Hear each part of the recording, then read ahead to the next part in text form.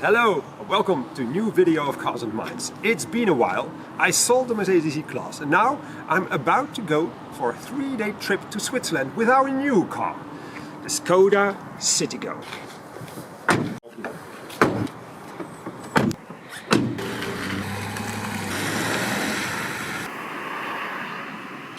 Where are we at the moment? 40 kilometers until Frankfurt am Main. I've driven until now 4.5 hours, so my back is a bit hurting. I have a cushion here. And everything is nice. And I just wanted first to start the video with explaining why I swapped the Mercedes E-Class and bought a Skoda Citigo. Because it's enough, and I'm a car lover, and I thought the essence of a car you feel in the Skoda Citigo. What's interesting is what the guide told me when I visited the Skoda plants, Skoda factory in Mlada Boleslav, when everybody had Volkswagen Up, Seat Me or Skoda Citigo. Well, maybe we even wouldn't have a car transition towards electric drive. This is enough. You don't need more. When 3% of the 4 of the whole family don't need a car, there's only one. You don't need a huge, big, large car where you have to pay a lot of taxes and where the fuel consumption is not that excellent. I just mentioned that my wife is the only one that frequently drives it. But 4 persons plus luggage, well, not too much, but plus luggage, do fit in the car. After 5 hours and 55 minutes, I've just made a tank stop and I have to continue my drive for another 231 kilometers. But there's a queue later on. If I can't stand anything, it's queues. But I'm in a queue.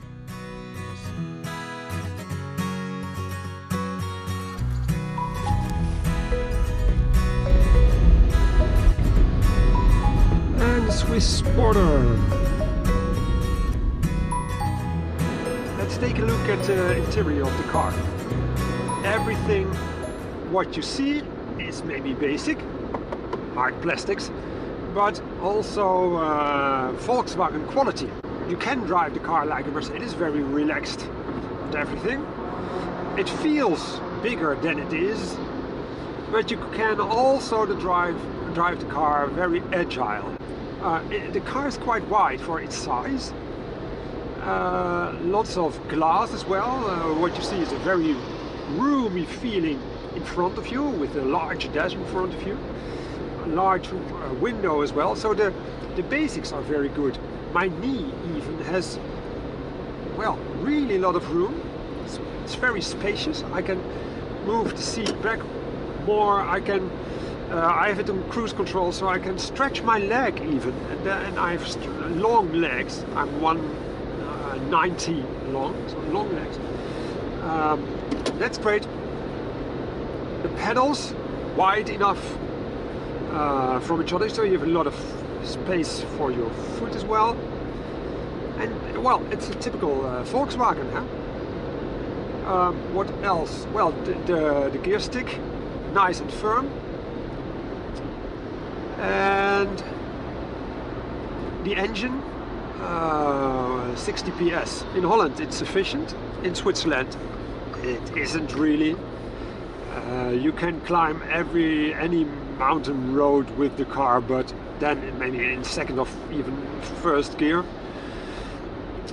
So in Switzerland you would of course buy the 19 PS version of maybe even the 110. You have automatic lights here. The windows can be opened electrically, left and right. You can close and open the door from the inside on the left here as well, the left armrest. You have a start-stop system. Wow, clutch, first gear, engine starts, and I can move on.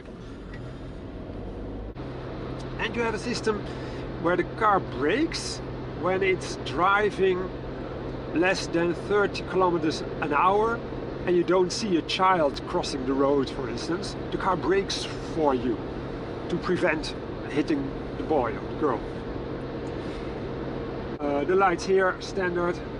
Reading light on the right.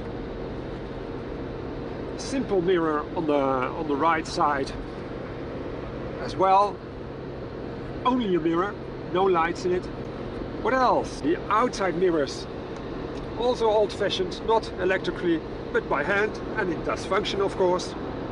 And then a typical Skoda, you have the possibility to hang a bag here. Nice.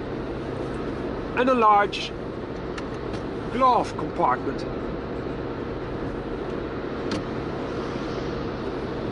Yeah, that's it really.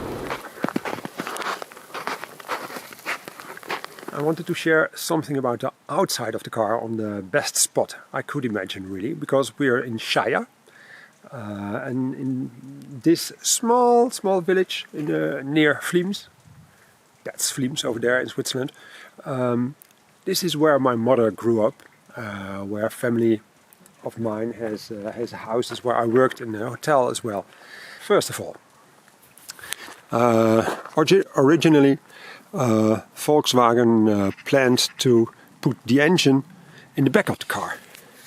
So then, of course, you wouldn't have such a deep luggage compartment as we have now. Secondly, it's a very safe car. You see that, for instance, when you open the door, it's so wide here. It's so large. It's not only this, but it's this as well. Side impact crash structure is excellent. And of course, well, the wheels in the corners of the car.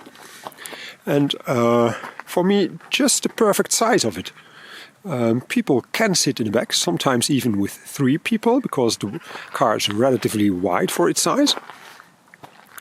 And it's larger, of course, than Volkswagen Lupo.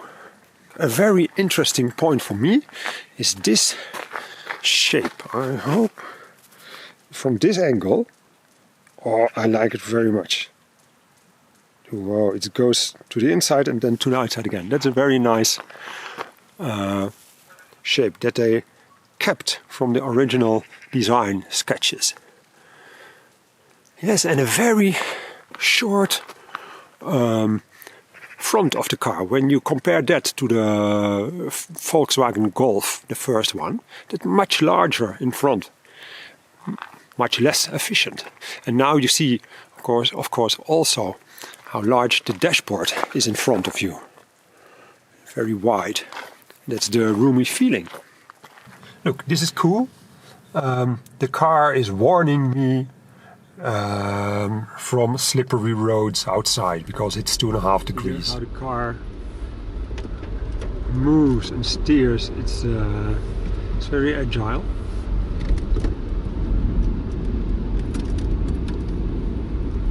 It's nice.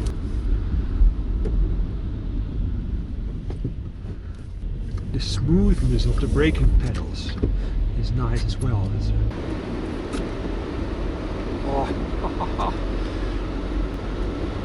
Fun. This is why Peter Sauber said it is his favorite road from Flims to Tamins.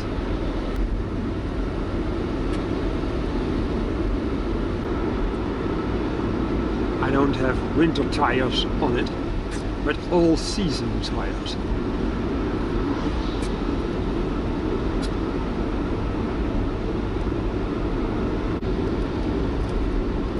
You see, nice piece of road. To brake a little.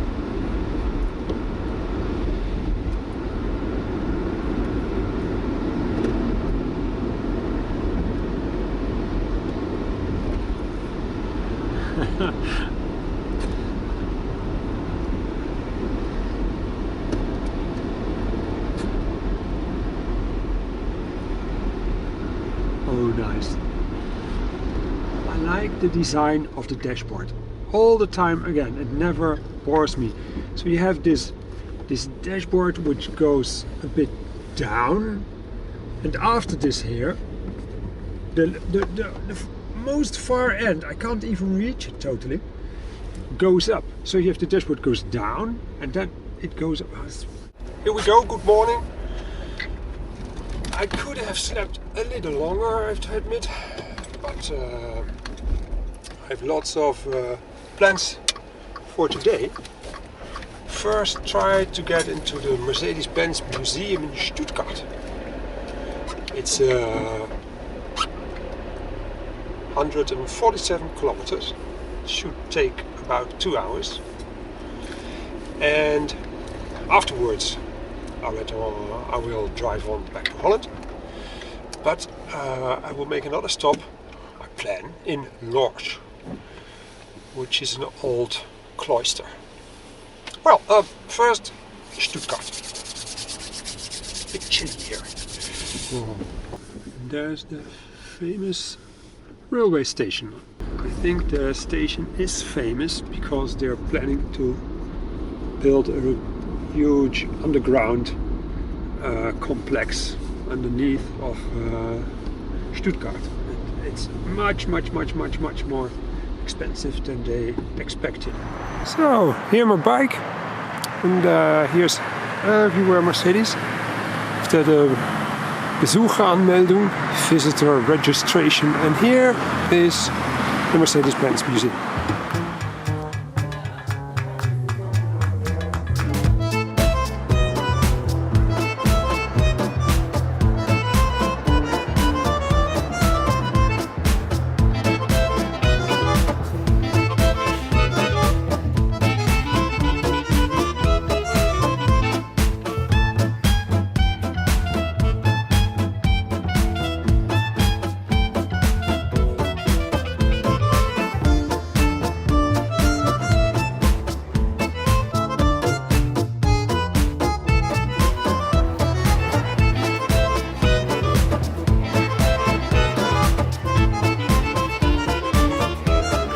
Weltkulturerbe Kloster Lorsch. Surrounded by beautiful hills, you see here famous monastery that was founded in 768. One of the famous monasteries still existing nowadays, and it's famous because you see two different styles, architectural styles. Of course, for those who are not aware, we all have heard probably of the Renaissance. Before that was Gothic, before that was Romanesque, and between Roman and Romanesque style you have the Carolingian style. He thought of himself as the new Roman emperor, and you see it much clearer, much more interesting here. The Roman arches, so to say, and the Carolingian part above it. That was the last stop, hopefully, and let's go back to Holland. One thing that I don't quite like, the steering wheel. When driving straight on a highway, you can't make a tiny movement without having some hesitation in the steering wheel. And that means that, well, you tend to do a lot of corrections on a highway when you want to go straight on. You see, nearly 140 through the corners. And it is easy with this car. Small, it drives like a much larger vehicle. Well, last time, whoa! Well, you know where I'm driving. I'm driving on the Oberhausen Strait. It's the highway between Oberhausen and Arnhem. A lot of Dutch people do like to race as fast as you can. It's allowed. But the average is 4.9 today. I have about an hour to go. And well, some last conclusions. You hear the wind noise. You heard me about the steering wheel. But otherwise, it keeps giving me smiles on my face. The car is so well thought over. For instance, maybe that's my really secret point that I like so much. There is a padding for the ankles of the rear passengers at the back front seats. Great. No, really. But there's the ego thing. If the car isn't too small for your large ego, then it's a great car. But I have to admit, sometimes when I go to work with it, I'd rather would like to go with a Range Rover or so. Yes, that's it. Thank you for joining me on this 3-day trip to Switzerland. And sorry for my rusty English. It's a good excuse for bringing new videos of cars and bikes.